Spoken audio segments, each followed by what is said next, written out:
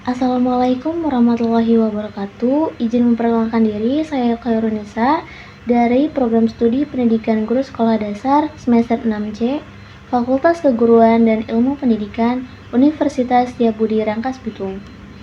Di sini saya akan menjelaskan tentang metode penelitian kualitatif menurut Dr. Haji Sukri Abdus Somad SIK MSI.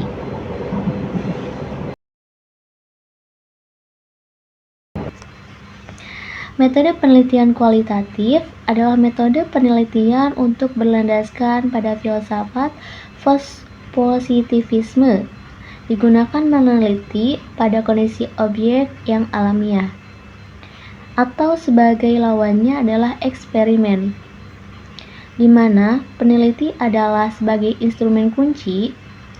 Pengambilan sampel sumber data dilakukan secara purposif dan snowball. Teknik pengumpulan dengan triangulasi atau gabungan, analisis data bersifat induktif atau kualitatif, dan hasil penelitian kualitatif lebih menekankan makna daripada generalisasi. Dalam penelitian kualitatif, pengumpulan data tidak dipandu oleh teori tetapi dipandu oleh fakta-fakta yang ditemukan pada saat penelitian di lapangan. Oleh karena itu, analisis data yang dilakukan bersifat induktif berdasarkan fakta-fakta yang ditemukan dan kemudian dapat dikonstruksikan menjadi hipotesis atau teori. Jadi, dalam penelitian kualitatif melakukan analisis data untuk membangun hipotesis. Sedangkan dalam penelitian kuantitatif melakukan analisis data untuk menguji hipotesis. Metode kualitatif digunakan untuk mendapatkan data yang mendalam, suatu data yang mengandung makna. Makna adalah data yang sebenarnya, data yang pasti yang merupakan suatu nilai di balik data yang tampak. Oleh karena itu, dalam penelitian kualitatif tidak menekankan pada generalisasi, tapi menekankan pada makna. Generalisasi dalam penelitian kualitatif dinamakan transferability. Artinya, hasil penelitian tersebut dapat digunakan di tempat lain, manakala tempat tersebut memiliki karakteristik yang tidak jauh berbeda.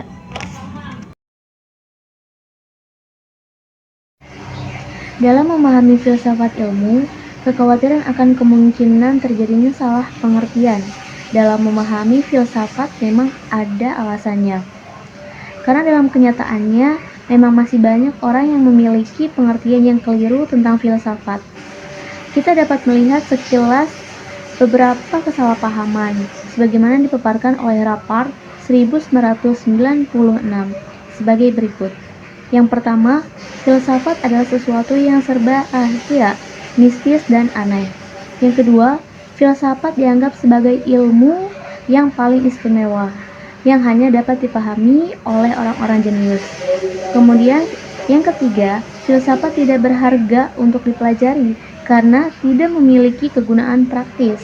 Yang keempat, filsafat tidak dapat dikatakan sebagai suatu disiplin ilmiah karena filsafat mempelajari apa saja dan tidak mengacu hanya pada satu objek tertentu. Yang kelima, filsafat di satu pihak hanya diperlukan sebagai budak atau pelayan teologi, dan di lain pihak dituding sebagai alat iblis yang terkutuk. Yang keenam, filsafat merupakan sesuatu yang tidak jelas, kacau balau, tidak ilmiah, penuh dengan pertikaian dan perselisihan pendapat, tidak mengenal sistem dan metode, tidak tertib, dan juga tidak terarah. Kemudian yang ketujuh, filsafat selaku induk segala ilmu pengetahuan kini telah rentan dan mandul. Ia tidak mampu dan memang tak mungkin lagi untuk mengandung dan melahirkan. Sehingga filsafat memang benar-benar tidak berguna lagi. Asal mula filsafat. Kita dapat menyimpulkan bahwa filsafat merupakan usaha beserta hasilnya yang dilakukan oleh manusia. Pada bagian ini kita mau mencoba mempersoalkan bagaimana mungkin filsafat itu tercipta, apa yang menyebabkan manusia berfilsafat. Sebagaimana dituliskan Rappard 1998, Ada 4 hal yang merangsang manusia berfilsafat, yaitu yang pertama ketakjuban, yang kedua ketidakpuasan, yang ketiga hasrat bertanya, dan yang keempat keraguan. Sifat dasar filsafat menurut pendapat Rappard 1996. Ada beberapa sifat dasar filsafat, diantaranya yang pertama berfilsafat berarti berpikir secara radikal. Kemudian yang kedua dalam memandang keseluruhan realitas. Kemudian yang ketiga filsafat adalah pemburu kebenaran. Kemudian yang keempat, salah satu penyebab lahirnya filsafat ialah keraguan. Yang kelima, berpikir secara radikal. Peranan dan kegunaan filsafat.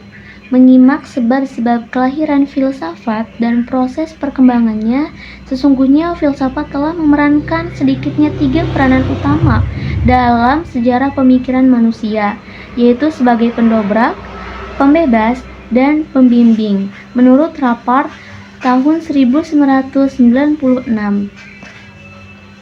Cabang-cabang filsafat. Filsafat selalu bersifat filsafat tentang sesuatu tertentu, misalnya filsafat tentang manusia, filsafat tentang alam, filsafat kebudayaan, dan filsafat agama. Semua jenis filsafat tentang sesuatu tertentu tersebut dapat dikembalikan kepada seluruh cabang filsafat, dan 10 cabang ini masih dapat dikembalikan lagi kepada 4 bidang induk. Yang pertama, filsafat tentang pengetahuan, diantaranya epistemologi, logika, dan kritik ilmu-ilmu. Yang kedua, filsafat tentang keseluruhan kenyataan atau metafisika, diantaranya metafisika umum atau ontologi. Kemudian metafisika khusus terdiri dari teologi metafisik, antropologi, kosmologi. Kemudian yang ketiga, filsafat tentang tindakan etika, estetika. Kemudian yang keempat, sejarah filsafat, yaitu pembagian dari 10 cabang filsafat. Diantaranya yang pertama ada epistemologi, yang kedua ada logika, yang ketiga ada kritik ilmu-ilmu, yang keempat ada metafisika umum atau ontologi, yang kelima teologi metafisik, yang keenam antropologi, yang ketujuh kosmologi, yang kedelapan etika, yang kesembilan estetika, dan yang kesepuluh sejarah filsafat. Yang ke-11 filsafat ilmu dan perkembangannya. Filsafat ilmu penelitian kualitatif. Biasanya, penelitian dibagi atas 2 macam, diantaranya yang pertama, penelitian kuantitatif, dan yang kedua, penelitian kualitatif. Pada penelitian kuantitatif, menekankan analisisnya pada data-data numerikal atau angka, yang diolah melalui metode statistika. Pendekatan kuantitatif lebih banyak digunakan pada penelitian. Menyangkut perbedaan dalam paradigma pemikiran, das di dalamnya inferensial dalam rangka pengujian hipotesis yang menyadarkan kesimpulan hasilnya pada suatu probabilitas penerimaan atau penolakan hipotesis. Sementara penelitian kualitatif lebih menekankan analisisnya pada proses penyimpulan deduktif dan induktif serta pada analisis terhadap dinamika hubungan antar fenomena yang diamati dengan menggunakan logika. Bila ditelusuri lebih mendalam, sebenarnya perbedaan pendekatan kualitatif dan pendekatan kuantitatif tidak hanya sekedar dalam hal sejenis data dan analisisnya saja, tetapi juga kerangka filsafat ilmu yang dipergunakan, metode dalam melakukan penelitian, serta cara melakukan kajian. Ketika judul penerapan filsafat ilmu dalam penelitian kualitatif disodorkan untuk didiskusikan, diskusi ini tentu saja tidak akan membicarakan bagaimana cara menerapkan filsafat ilmu dalam penelitian kualitatif, sebab apapun jenis penelitiannya sebenarnya sedang menerapkan filsafat ilmu tertentu. Yang perlu didiskusikan di sini adalah filsafat ilmu seperti apa yang digunakan sebagai dasar pijakan ketika menerapkan penelitian kualitatif. Karena demikian, setelah menggambarkan sepintas mengenai ciri-ciri umum penelitian kualitatif, risalah ini akan mencoba membicarakan perihal paradigma penelitian, perkembangan pengetahuan manusia, serta dan mengetengahkan deskripsi mengenai filsafat ilmu yang dipergunakan oleh penelitian kualitatif. Beberapa catatan tentang pendekatan kualitatif. Penelitian kualitatif merupakan suatu pendekatan dalam melakukan penelitian yang berorientasi pada fenomena atau gejala yang bersifat alami. Penelitian kualitatif sifatnya mendasar dan naturalistik, atau bersifat kealamian, serta tidak bisa dilakukan di laboratorium, melainkan di lapangan. Oleh sebab itu, penelitian semacam ini sering disebut dengan naturalistic inquiry atau field study. Menurut Bogdan dan Taylor tahun 1982 menyebutkan bahwa penelitian kualitatif adalah prosedur penelitian yang menghasilkan data deskriptif berupa kata-kata tertulis atau lisan dari orang-orang dan perilaku yang dapat diamati. Pendekatannya diarahkan pada latar dan individu secara holistik. Kritik dan Mailer menjelaskan bahwa penelitian kualitatif adalah tradisi tertentu dalam ilmu pengetahuan sosial yang secara fundamental tergantung pada pengamatan atau terhadap manusia dalam kawasannya sendiri dan berhubungan dengan orang-orang tersebut dalam bahasa dan peristilahannya. Secara umum, ciri-ciri penelitian yang menggunakan pendekatan kualitatif diantaranya adalah yang pertama, tatanan alami merupakan sumber data yang bersifat langsung. Penelitian kualitatif melakukan penelitian pada latar alamiah atau pada konteks dari suatu keutuhan atau entiti. Sebuah fenomena pada dasarnya merupakan keutuhan yang tidak dapat dipahami jika dipisahkan dari konteksnya. Oleh karenanya, memahami fenomena secara langsung dan mendalam kunci pokok pendekatan kualitatif. Pendekatan kualitatif dicirikan oleh tujuan penelitian yang berupaya guna memahami gejala-gejala yang sedemikian rupa tak memerlukan kuantifikasi atau karena gejala-gejala tersebut tak memungkinkan diukur secara tepat.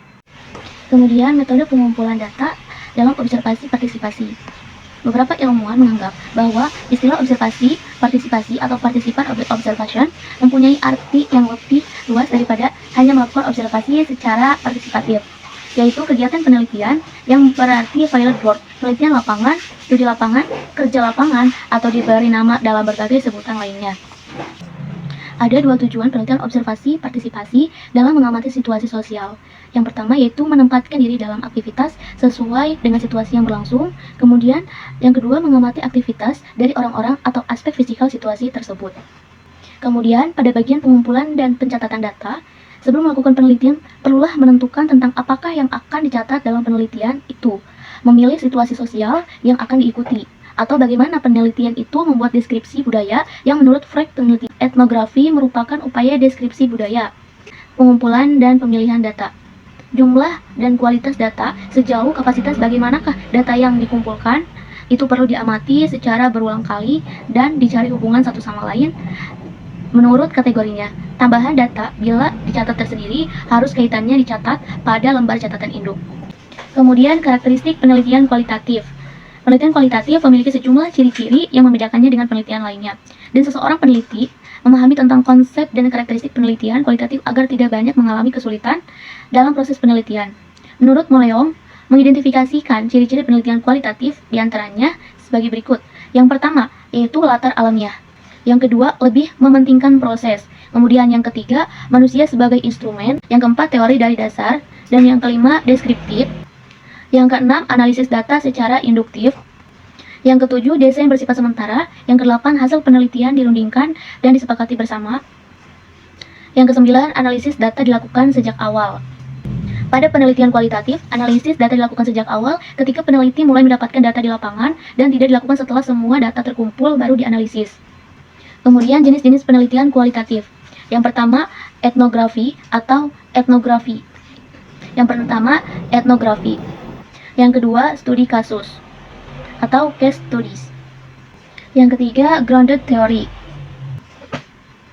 Kemudian, desain dan prosedur penelitian kualitatif, yaitu desain penelitian adalah rencana tentang cara melakukan penelitian itu, sehingga desain penelitian sangat erat hubungannya dengan proses penelitian. Desain penelitian adalah semua proses yang diperlukan dalam perencanaan dan pelaksanaan penelitian. Kajian yang terlalu spesifik memerlukan kemampuan khusus untuk dapat melakukan kajian secara mendalam. Pembatasan masalah merupakan langkah penting dalam menentukan kegiatan penelitian. Langkah-langkah penelitian kualitatif. Adapun langkah-langkah menurut Sujana 2001 sebagai berikut. Langkah yang pertama, mengidentifikasi masalah. Batasan masalah yang dalam penelitian kualitatif sering disebut fokus penelitian. Kemudian langkah yang ketiga, penetapan fokus penelitian. Penetapan fokus berarti membatasi kajian. Menetapkan fokus berarti menetapkan kriteria data penelitian. Dengan pedoman fokus, masalah seorang peneliti dapat menetapkan data yang harus dicari. Kemudian langkah yang keempat, pengumpulan data. Langkah yang kelima, pengolahan dan pemaknaan data. Langkah yang keenam, pemunculan teori. Langkah yang ketujuh, pelaporan hasil penelitian.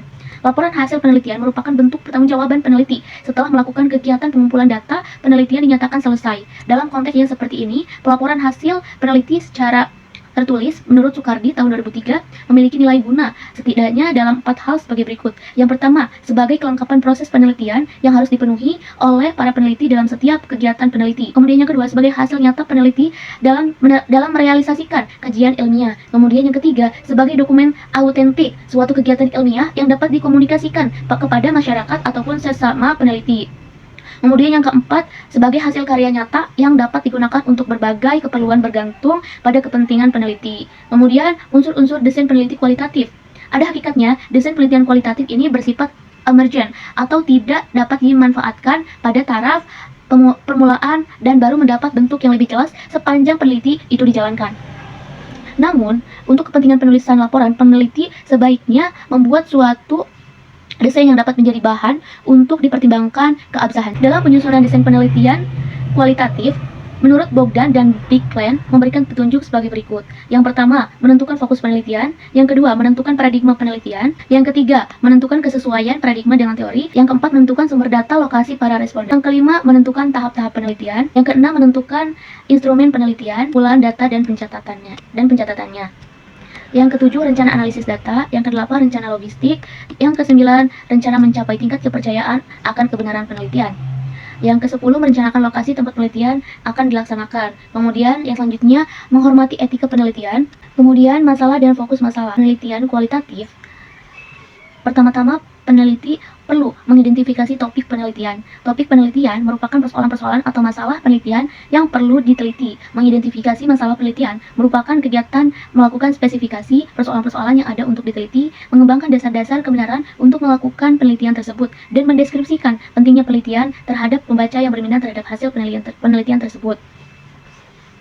Prasyarat untuk meneliti masalah penelitian. Terdapat 5 prasyarat yang perlu diperhatikan peneliti sebelum mendalami masalah penelitian tersebut. Peneliti mendalami sebuah masalah penelitian.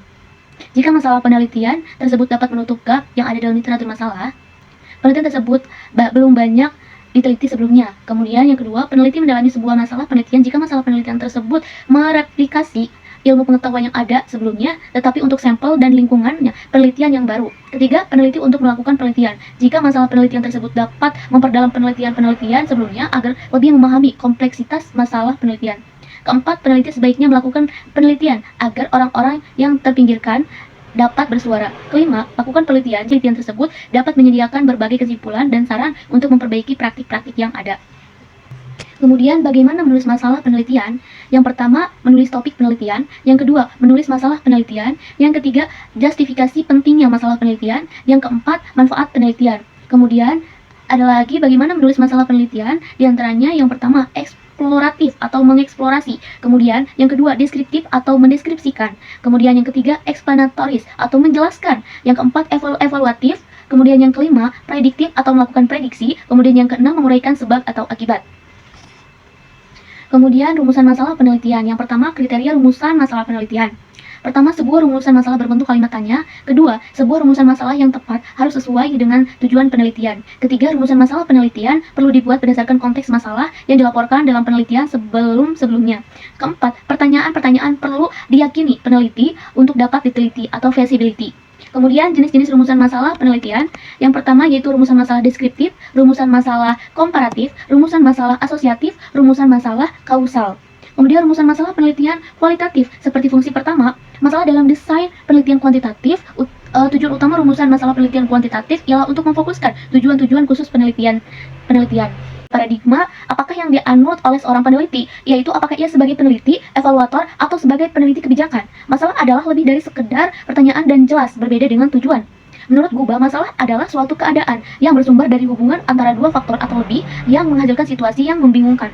Penetapan fokus atau masalah dalam penelitian kualitatif bagaimanapun akhirnya akan dipastikan sewaktu peneliti sudah berada di area atau lapangan penelitian. Dengan kata lain, walaupun rumusan masalah sudah cukup baik dan telah dirumuskan atas dasar penelaahan kepustakaan, dan dengan ditunjang oleh sejumlah pengalaman tertentu, bisa terjadi situasi lapangan tidak memungkinkan peneliti untuk meneliti masalah itu. Kemudian, populasi dan sampel. Populasi dapat dijelaskan bahwa populasi merupakan subjek atau objek yang berada pada suatu wilayah topik penelitian dan memenuhi syarat-syarat tertentu berkaitan dengan orang yang berada pada unit penelitian atau unit analisis yang teliti, atau individu, kelompok, atau organisasi. Sedangkan apa yang akan diteliti merujuk pada isi, yaitu data apa, cakupannya, skop, dan juga waktu. Kemudian sampel. Konsep sampel dalam penelitian adalah bagian kecil dari anggota populasi yang diambil menurut prosedur tertentu sehingga dapat mewakili populasinya secara representatif.